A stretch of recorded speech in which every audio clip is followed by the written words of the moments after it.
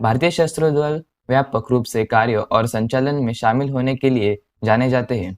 सिर्फ घुसपैठ को रोकने और राष्ट्र की सुरक्षा को बनाए रखने के लिए नहीं, ये ताकतें देश में आंतरिक रूप से उभर रही सभी प्रकार की स्थिति को बेअसर करने में हमेशा आगे रहती है। जबकि कुछ को राष्ट्र के बाहर स्थिति को संभालने के लिए आयोजित किया जाता था। भारतीय सशस्त्र बलों द्वारा किए गए कुछ ऑपरेशन आज हम इस वीडियो में देखेंगे। तो चलिए शुरू करते हैं।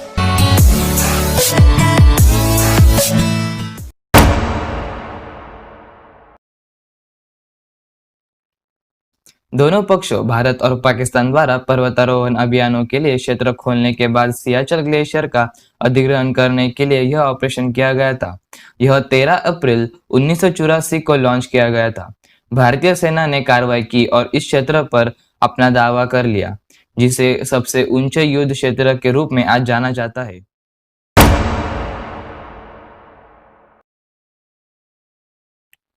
उन्नीस में मालदीव में आंदोलन को शांत करने के लिए यह ऑपरेशन शुरू किया गया था। मालदीव के लोगों के एक समूह ने सरकार को उखाड़ फेंकने की योजना बनाई। स्थिति का विश्लेषण करते हुए मालदीव के तत्कालीन राष्ट्रपति अब्दुल गयूम ने भारत और कुछ अन्य दक्षिण भारतीय देशों से मदद की गुहार लगाई। भारत ने तेजी से जवाब दिया और स्थिति पर काबू कर लिया।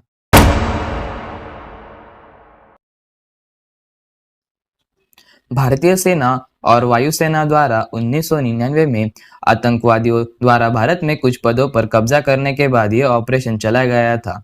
ऑपरेशन ने विक्रम बत्रा, मनोज पांडे और अनुज नायर को युद्ध के नायकों के रूप में उभारा। कई अन्य कीमती सैनिक ने पदों को पुनः प्राप्त करने में अपना बलिदान दे दिया।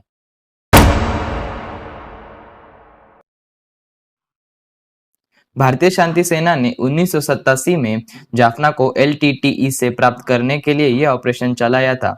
ऑपरेशन में 216 सैनिक के बलिदान के साथ यह पूरा किया गया था। भारत और श्रीलंका के संबंधों के अनुसार यह ऑपरेशन बेहद हिंसक और निर्णायक हुआ था।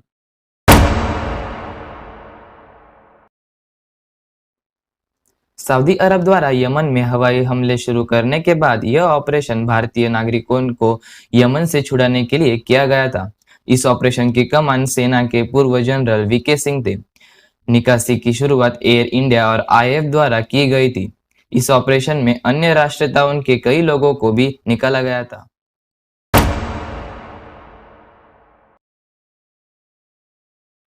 नवंबर 2008 में आयोजित ऑपरेशन मुंबई में आतंकवादी हमले के दौरान NSG द्वारा संचालित किया गया था। नरीमन पॉइंट से 9 बंधक, ताज होटल से 300 और ओबेरॉय होटल से 250 बंधकों को साइट से बचाया गया।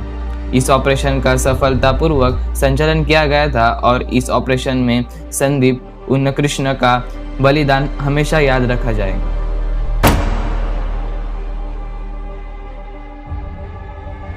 यह ऑपरेशन भारतीय वायुसेना द्वारा संचालित किया गया था और 2013 में अन्य राज्यों को प्रभावित करने वाले उत्तराखंड बाढ़ में फंसे लोगों के लिए बचाव अभियान था।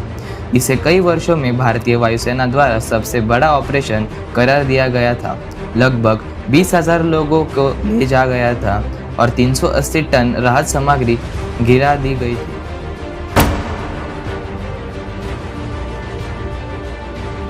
कारगिल की ऊंची पहाड़ियों पर पाकिस्तान सेना ने कब्जा जमा लिया था। उसको मुक्त करने के लिए 25 मई 1999 को भारतीय वायुसेना को आक्रमण का आदेश दिया गया। इस कड़ी में उसको अगले ही दिन वायुसेना ने ऑपरेशन सफेद सागर के नाम से कारगिल में दुश्मन की पोजीशन और सप्लाई लाइन पर हमला कर